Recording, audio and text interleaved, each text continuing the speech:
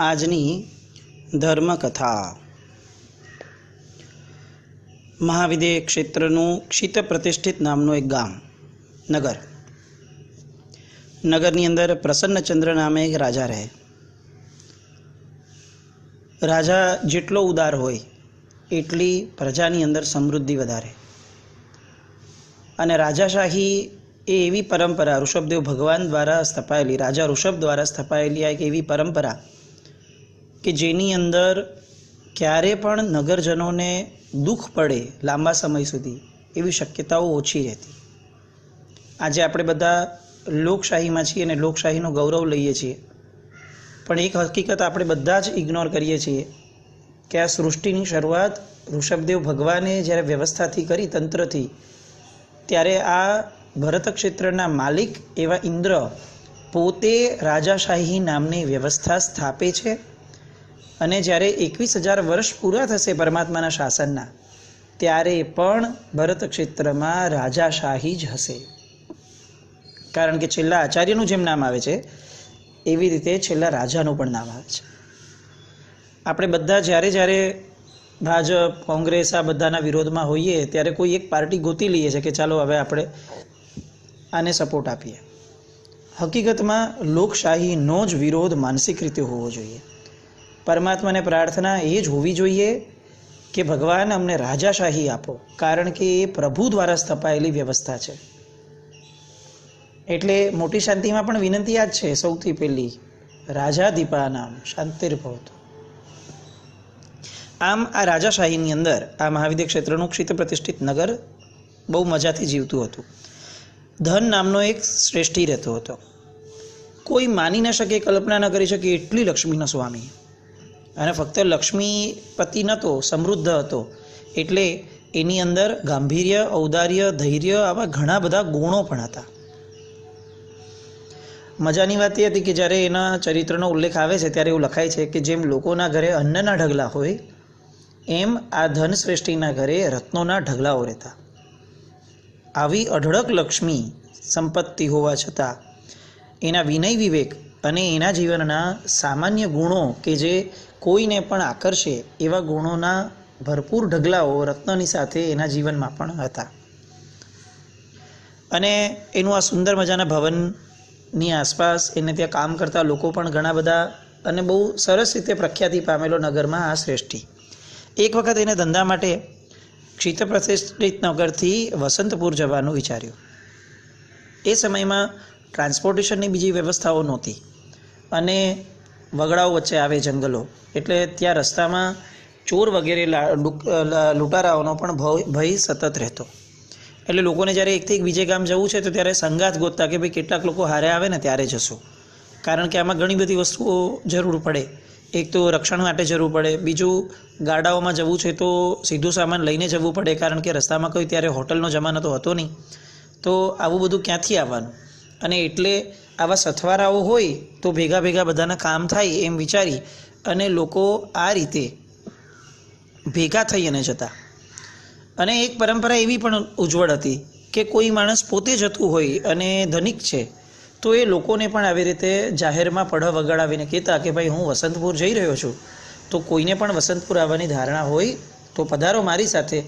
એની બધી વ્યવસ્થા જે છે રક્ષણની ને અન્નની, એ બધી વ્યવસ્થા હું જોઈ દઈશ. આ આર્ય સંસ્કૃતિ હતી કે જ્યાં સામાન્યપણે કોઈ પણ ક્રિયા કરાય ને તો સૌથી પહેલો વિચાર કરાય કે આમાં સમાજનું હું શું કરી શકું. આજે આપણે બધા આર્ય દેશમાં રહેવા છતાં, જૈન ધર્મ પાળતા હોવા છતાં અનાર્ય સંસ્કૃતિને મનમાં ઠસાવીને બેસી ગયા છે. હું અને મારું, આના સિવાયની કોઈ વાત આપણા જીવનમાં હોતી નથી. અને આર્ય સંસ્કૃતિમાં પૂજ્ય મુક્તિદર્શન સૂરી મહારાજ સાહેબ કહેતા કે આજે શહેરોમાં રહેતા આપણે બધા આટલા આરાધક હોવા છતાં આપણો મોક્ષ ક્યારે થશે ને એ આપણે પણ નક્કી નથી કરી શકતા, કલ્પના નથી કરી શકતા. જ્યારે અમારી આર્ય સંસ્કૃતિના ગામડામાં રહેતો જૈન ન હોય એવો વ્યક્તિ પણ વહેલો મોક્ષે જશે, કારણ કે સંસ્કૃતિએ એના જીવનમાં મોક્ષની યોગ્યતા પ્રગટાવી દીધી હોય એટલા ગુણોનો પ્રાદુર્ભાવ કરી દીધો છે. આપણે બધા ધનથી આગળ વધીએ છીએ, ગુણોની બાબતમાં એટલા ગરીબ થતા જઈએ છીએ કે જાણે એવું લાગે કે આપણી આવતી પેઢી તો સ્વાર્થમાં એટલી બધી મગ્ન થઈ ગઈ હશે કે કદાચ હવે પરિવારનું પણ વિચારશે કે નહીં, એ પ્રશ્ન થઈ જશે. આ ધન નામના શ્રેષ્ઠીએ પડ વગાડ્યો કે હું જઈ રહ્યો છું વસંતપુર, જેને પણ ઈચ્છા હોય એ બધા પધારજો અને હું તમારા બધા જે પણ જરૂરી કાર્યો છે એ બધાનો લાભ મને આપજો. એ જ સમયે નગરની અંદર આચાર્ય શ્રી ધર્મઘોષ સુરીજી બિરાજમાન હતા અને આ ધર્મઘોષ સુરીજીને પણ હવે વિહાર કરી અને આખા સાર્થ સાથે પરિવાર સાથે વસંતપુર જવાની ધારણા હતી. જેવો આ પડ સાંભળ્યો એવું તરત જ એ ધનસાર્થવા પાસે ગયા અને એમણે કીધું કે અમારે પણ વસંતપુર જવાની ઈચ્છા છે. આ ધનસાર્થવા એ જૈન ન હતા, જૈન મતના ન હતા, પણ આર્ય સંસ્કૃતિને આમે પણ સામાન્યપણે મિનિમમ ગુણો એટલા સરસ હતા કે દરેક ધર્મને એકબીજા પ્રત્યે બહુ રિસ્પેક્ટ રહેતો. એટલે આ ધનશ્રેષ્ઠીએ કીધું કે ચોક્કસ પધારો, આ સંતો થકી જ તો આ પૃથ્વી આટલી બધી મગમગાઈમાન છે, તો આપ પધારશો તો એ તો અમારું ધન્ય ભાગ્ય છે અને આ મારી લાયકાતનો ઉઘાડ કહેવાય કે આપને આપ જેવા સંતોને અમારી સાથે આવવાનો, અમારી પર વિશ્વાસ રાખવાનું મન થાય છે. અને તરત જ જેવા સાહેબે એમને કીધું એવું તરત સાર્થવાએ પોતાના રસોઈયાને બોલાવીને આજ્ઞા કરી કે આચાર્યના માટે તમારે હંમેશા અન્નપાન આદિ તૈયાર રાખો. એટલે તરત આચાર્ય ભગવાન કહે છે કે અમે બધા જૈન સાધુઓ છે, અમારી માટે તૈયાર કરેલો એક પણ આહાર અમને ખપે નહીં. ઉપરાંત વાવ, કૂવા આદિનું જે પાણી તમે રેગ્યુલર વાપરતા હો છો એ પાણી સચિત કહેવાય, અમે એ નથી વાપરતા, અમે અગ્નિથી અચિત થયું હોય એવું જ પાણી અમને ખપે. અને આવો અમારો આચાર છે અને આવી અમારા ભગવાનની અમારી માટેની આજ્ઞા છે. પહેલી વાર ધનશ્રેષ્ઠીના કાનમાં આવા કંઈક શબ્દો નીકળે છે કે આવો પણ કોઈ આચાર હોય અને આવું પણ આચાર પાળવાવાળા લોકો આ વિશ્વમાં હોય. બહુ બહુમાન થાય છે કે કેટલું સરસ કહેવાય. એ અરસામાં કોઈ પુરુષ સુંદર વર્ણના આમ્રફળ લઈને થાળ લઈને આવ્યો હતો. એટલે બહુમાન તો અંદર પ્રગટતું જ હતું. એમાં તરત જ આ આમ્રફળનો થાળ જોઈને તરત કીધું કે તો સ્વામી આપ આ ફળો ગ્રહણ કરીને મારા ઉપર અનુગ્રહ કરો. અને આચાર્યએ કીધું કે આ સચિત ફળનો તો અમને સ્પર્શ કરવો પણ કલ્પે નહીં, તો ભોજન તો બહુ દૂરની વસ્તુ છે. એમ કરી અને સચિત નામનો જે ધર્મ છે એ ધર્મ શોર્ટમાં આ ધનને સમજાવે છે. અને હવે ધનનો જે એમના પ્રત્યેનો સદભાવ છે એ પીક ઉપર જવાનું ચાલુ કરે છે. આ આપણા બધાનો અનુભવ છે. આપણા મહાત્માઓને જોઈને આપણને જેટલો સદભાવ થાય છે એના કરતાં કંઈક ઘણો સદભાવ મહાત્માઓ જ્યારે ગામડામાં અથવા અજૈનોના ઘરમાં, શહેરોમાં પણ જાય કે જેને જૈન ધર્મ વિશે ખ્યાલ જ નથી, પછી ભલેને મુસલમાન કેમ ના હોય પણ યોગ્ય જીવો હોય તો તરત જ એટલો બધો બહુમાન થાય છે કે તમે આ નથી વાપરતા, આ નથી વાપરતા, ચપ્પલ નથી પહેરતા, ચાલતા જાઓ છો. આમ એક એક આચાર સાંભળે અને અહો અહો અહો અહો ભાવ થવા જાય. અને એને જોઈને આપણને એમ લાગે કે આ ભાઈ તો ખબર છે, ચપ્પલ તો ન જ વાપરે ને, એમનો થોડી આચાર છે, ચપ્પલ વાપરાય પાપ લાગે એમને. આપણે કેટલું લાઇટલી આપણને મળેલી આ જૈન સાધુ નામની અજાયબીને આપણે કાઢી નાખીએ છીએ સામાન્યથી, મનમાંથી. અહોભાવ વગર સંપર્ક રાખવાની ના પડી અને આપણે બધા અહોભાવ વગર સત્સંગ પણ કરતા થઈ ગયા, એમના પ્રવચનો પણ સાંભળતા થઈ ગયા, એમને વંદન પણ કરતા થઈ ગયા, એમને પોતાના ગુરુ પણ માનતા થઈ ગયા. પણ ક્યાંય એક વિચાર નથી આવતો કે અહોભાવની ખામી તો નથી ને, એ ચકાસવાનું મન જ નથી થતું. અહીંયા તરત જ એણે કીધું કે ભાઈ તરત મારા આવાસ ઉપર પધારો, મને આપને કંઈક આપવું તો છે જ 100%. અને એમ કહી અને પોતાના આવાસમાં એમને લઈ જાય છે. નસીબ એવું ખરાબ કે એમના આવાસમાં જેટલી વસ્તુઓ એ સમયે રેડી હતી ખાવા પીવાની, એ બધી સાહેબને ન ખપે એવી જ હતી. હવે એના મનમાં બેચેની થાય છે કે આવા મહાત્માઓ, આવા સંતો અને મારા એક પણ વસ્તુનો મને લાભ ન મળે. અને બેબાકડો થઈને આજુબાજુ નજર કરવા લાગે છે. એમાં અચાનક જ એને ઘીથી ભરેલા ઘડાઓ જોવામાં આવ્યા અને સહજપણે પોતાના આ નમ્ર ભાવ અને બહુમાન ભાવના કારણે એણે સહજપણે પૂછ્યું કે સ્વામી આ તમને ખપશે, આ ચાલશે? અને ત્યારે સાધુ ભગવંતે પોતાના પાત્રને આગળ ધર્યું અને એમ કહ્યું કે હા, આનો અમને ખપ છે, અમે ઈચ્છીએ છીએ કે આ આવે. અને અહીંયા હવે આ ધનની મનની જે સ્થિતિ છે ધન સાર્થવાની એ આખી પલટાણી.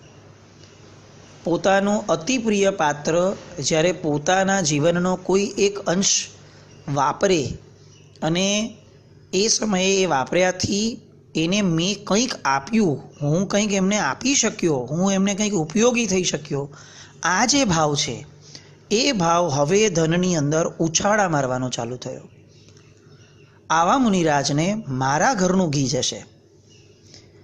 એક કવિએ બહુ સુંદર કલ્પના કરેલી કે શાલિભદ્ર વગેરે જ્યારે સંગમના ભવની અંદર ખીર વોરાવે છે એ સમયે એવું તો શું વોરાવી દીધું કે એમને શાલિભદ્રનો જન્મ મળ્યો અને શાલિભદ્રના જન્મ પછી આટલી સરસ સમજણ મળી અને દીક્ષા લીધી.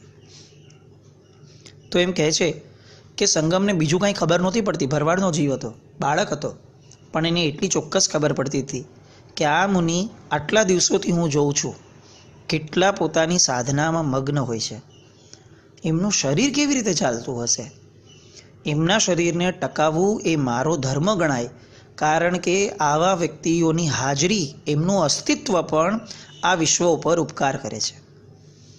અને એટલે સંગમે જ્યારે ખીર વોરાવી ત્યાર પછીથી જેની પશ્ચાત ભૂમિકા હતી મનની, એની અંદર આનંદની છોડો ઉછળતી હતી કે મારા ઘરનું કોઈક દ્રવ્ય એ આવા ઉત્તમ પુરુષના દેહને ટકાવવામાં નિમિત્ત બન્યું. અને આ ઉછાળાએ, આ સુકૃતના અનુમોદને, ઈચ્છામી સુકડમના આ ભાવે સંગમને શાલિભદ્ર બનાવ્યા. અહીંયા ધનની પણ આ જ સ્થિતિ થવા જઈ રહી છે. અંદરનો ઉછાળો ગજબનાક રીતે વધતો ગયો. હું કૃતાર્થ થયો, હું ધન્ય થયો, હું પુણ્યવંત થયો, આવું ચિંતવન કરતાં કરતાં કરતાં કરતાં જાણે એના દેહના 3.5 કરોડ રૂવાડાઓમાં રોમાંચ ઊભો થવા લાગ્યો. અને આવા રોમાંચિત દેહ સાથે હવે આ સાર્થવાહે પોતાના હાથેથી મહાત્માને ઘી વોરાવ્યું. ફક્ત ઘી નહોતું જતું, એની સાથે એના આંખના અશ્રુઓ પણ જતા હતા આનંદના કે મને કેવો લાભ મળ્યો. અને આ રીતે ઘી વોરાવ્યા પછી બંને મુનિઓને વંદના કરી. એમણે ધર્મલાભ નામનો શબ્દ જે પહેલી વાર એને સાંભળ્યો, એ ધર્મલાભ નામનો શબ્દ મહાત્માઓએ આપ્યો. અને હવે અહીંયાથી એ એમને ધર્મ સ્વરૂપ સમજાવવાનું શરૂ કરે છે. અને આ ધન, આ સ્વરૂપ સાંભળતા સાંભળતા એટલો બધો રોમાંચિત થતો જાય છે, એના મનના ભાવો એટલા ઉછળવા લાગે છે, અહોભાવ જન્મવા લાગે છે, ક્યારે પણ ન અનુભવેલી એવી એક રોમાંચિત કરી દે એવી એક ધારા એના મનમાં ઊભી થઈ. અપૂર્વકરણ જેવી સ્થિતિ એના મનમાં આવી કે પૂર્વે આવો આનંદ મને ક્યારે પણ નથી આવ્યો. અને એ આનંદ અનુભવતા એ જ સમયે એ ધનને બોધિ બીજની પ્રાપ્તિ થઈ. એટલે કે સમ્યક દર્શન, પહેલી વાર એના ભવઅટવીનું પહેલું સમ્યક દર્શન એને પ્રાપ્ત થયું. અને આ ધનનો જીવ એમને સાર્થમાં લઈ જાય છે. આગળ જતાં કાળક્રમે ધર્મ આચરતા મૃત્યુને પામે છે. પણ આ જે બીજ પડી ગયું, આ બીજે 13 ભવ પછી આ ભરત ક્ષેત્રને ઋષભદેવ નામના ભગવાન આપ્યા. આ ધન સાર્થવાહ એટલે બીજો કોઈ નહીં, ઋષભદેવ ભગવાનનો સમ્યક દર્શન પામ્યાનો પહેલો ભાવ. કેવો રોમાંચ થાય આપણને કે આપણા પરમાત્માઓ કેવી જબરદસ્ત અંદરની ધારા લઈને જન્મેલા હતા. આપણે આપણા જીવનની અંદર અઢળક વાર સુપાત્ર દાનનો લાભ લઈએ છીએ. બધાનું ટોટલ કરીએ ને પ્લસ, અને કદાચ બધાનું મલ્ટીપ્લાય કરીએ તો પણ આ ધન સાર્થવાહ જેવા ભાવો સાંભળતા પણ આપણને એમ લાગે કે આપણે કંગાળ છીએ. કેમ આપણી આરાધનાઓ રોમાંચ ઊભી નથી કરતી? જો એવું લાગે કે બહુ બધી આરાધના થઈ ગઈ છે એટલે રોમાંચ નથી થતો, તો હું ચોક્કસ માનીશ કે જીવે થોડો વિવેક વાપરી અને આવશ્યક સિવાયની વસ્તુઓમાં યા તો બ્રેક લગાડી લેવી જોઈએ અને યા તો ભાવ વગર નહીં જ કરવું, આવો એક સંકલ્પ મનમાં કરવો જોઈએ. કારણ કે આવી સુપાત્ર દાન જેવી પ્રવૃત્તિઓ જે તીર્થંકર નામકર્મ સુધી આગળ ખેંચીને લઈ ગઈ, એ પ્રવૃત્તિઓ આપણા જીવનમાં આપણને સામાન્ય ભાવ પણ ન આપે તો એમાં આપણું નહીં, એ બધી આરાધનાઓનું અપમાન છે. રોમાંચિત દેહ સાથે ધારા કરવાની છે, કોઈ પણ ક્રિયા રોમાંચિત થઈને કરવાની છે. અને આ રોમાંચિત થવું એ ઋષભદેવમાં ભળવા જેવું છે. આજે વર્ષી તપના ઘણા બધા તપસ્વીઓ ઋષભદેવ પરમાત્માના આલંબન લઈ અને 400 દિવસના એમના આ તપશ્ચર્યાના પારણામાં અત્યારે આગળ વધશે, લગભગ સાડપુરસીના પચખાણે. લોકડાઉન છે, કેટલા બધાને કોઈ મહાત્માને સુપાત્રદાન કરવાનો અવસર ન પણ મળે કદાચ આજે. પણ આ ઋષભદેવ ભગવાનના ચરિત્રો એ આપણા સૌના જીવનની અંદર એક આલંબન આપે કે ધારા પ્રગટવી એ મહત્ત્વની છે, ક્રિયાઓ ચોક્કસ મહત્ત્વની છે, પણ એ ધારા સુધી પહોંચાડે તો, અને એ ધારા સુધી પહોંચાડવા માટે જ એને સાધન તરીકે પરમાત્માએ મૂકી છે. આપણે આ પરમાત્માના તપને પણ ક્યારેક અવસર આવે તો એ 400 દિવસની ભગવાનની મનસ્થિતિ શું હશે એ પણ બહુ જ ઉદારપણે અને બહુ જ ઊંડાણથી સમજવા જેવી છે. કારણ કે ખરો વર્ષી તપ તો ભગવાનના મનમાં થયો હતો. 400 દિવસના ઉપવાસ એ તો અંતરાય કર્મનો ઉદય હતો બાહ્ય તપની અપેક્ષાએ, પણ ખરેખર આ તપ જે થયો, ભગવાને જે પુરુષાર્થ આદર્યો, એ તો મનમાં 400 દિવસ થયેલો. એ શું હતો અને એમાંનો કેટલો આપણામાં 400 દિવસમાં આવ્યો એ ટેલી કરવું એ કદાચ વર્ષી તપનો એક અંતરંગ ભાવ થાય. અવસરે એ પણ જોવાનો, ચોક્કસ સંવેદવાનો પ્રયત્ન કરશું સ્વાધ્યાયમાં. પણ અત્યારે મૂળ વાત આ છે કે સુપાત્ર દાનમાં આગળ વધતા આપણે આવું નક્કી કરીએ કે આપણી માટે નાનામાં નાના સાધુ પણ એટલો જ બહુમાન ઊભો કરનારા હશે. પ્રવચનકાર પ્રત્યેના વધુ પડતા સદભાવમાં વાંધો કંઈ જ નથી, ખાલી એટલું જ છે કે જે પ્રવચનકાર નથી, જે તપસ્વી નથી, જે મુનિ કોઈ બહુ વિશેષ પ્રભાવક નથી થઈ શક્યા અથવા થતા, તો એવા મુનિઓ પણ ઇક્વલ બહુમાનને પાત્ર છે, કારણ કે ચારિત્રધર છે. તો આ ભાવ આપણા મનમાં રહે, આ ભેદભાવ નીકળી જાય મહાત્માઓ માટેનો, કોઈ પણ જાતનો, પછી એ તિથિનો છે, સમુદાયનો છે, કે પછી પ્રવચનકારની ઓલાનો છે, નહીં. કારણ કે એમને વોરાવતા બહુમાન ભાવ તો જ પ્રગટશે જો આપણે એમના પ્રત્યે અભેદ ધારાવાળા છીએ. સમુદાય પૂછીને ન સંગમે વોરાવેલું ન ધન સાર્થવાએ વોરાવેલું. આચારની ચકાસણી કરીને આ ધન સાર્થવાહ અગર વોરાવત તો શું થાત? મારે મારા ભાવ ઉચકવાના. સાધુ ભગવંતો નિમિત્ત છે કે જેમના દ્વારા મારે સીડી ચડવાની છે અને મારે ઉપર પહોંચવાનું છે. પણ આ બધા બહુમાનો ઋષભદેવ ભગવાનના આલંબને થાય અને આપણા જીવનની અંદર આવા સુપાત્ર દાન, આવા ભાવપૂર્વકના રોમાંચિત થયેલા દેહ સાથે આરાધના કરવી એ મનુષ્યપણાની સાર્થકતા છે. અને આવું એકવાર નહીં, અનેક વાર નહીં, દરેક વખતે થાય એવો આગ્રહ મનમાં પ્રગટવો જોઈશે. લોભ કરવા જેવો છે આવી રોમાંચિત થયેલી ધારા સાથે. કલિકાલ સર્વજ્ઞ હેમચંદ્રાચાર્યના પરમ શ્રાવક એવા કુમારપાળ મહારાજા, એમણે જે આત્મનિંદા 32 લખી, એમાં છેલ્લી ગાથામાં બહુ સરસ વાત આ જ લખે છે કે હવે મને દેવ મળી ગયા, વિતરાગ. હવે મને કલિકાલ સર્વજ્ઞ જેવા ગુરુ મળી ગયા, હવે મારે શું જોઈએ? અને છતાં પણ પ્રભુ આ 32 રચીને તારે કંઈક આપવાની ઈચ્છા છે, તો એક કામ કર ભગવાન, મને મારા દેવગુરુ ધર્મ પ્રત્યેનો બહુમાન ભાવ આપી દે, મારું કામ થઈ જશે.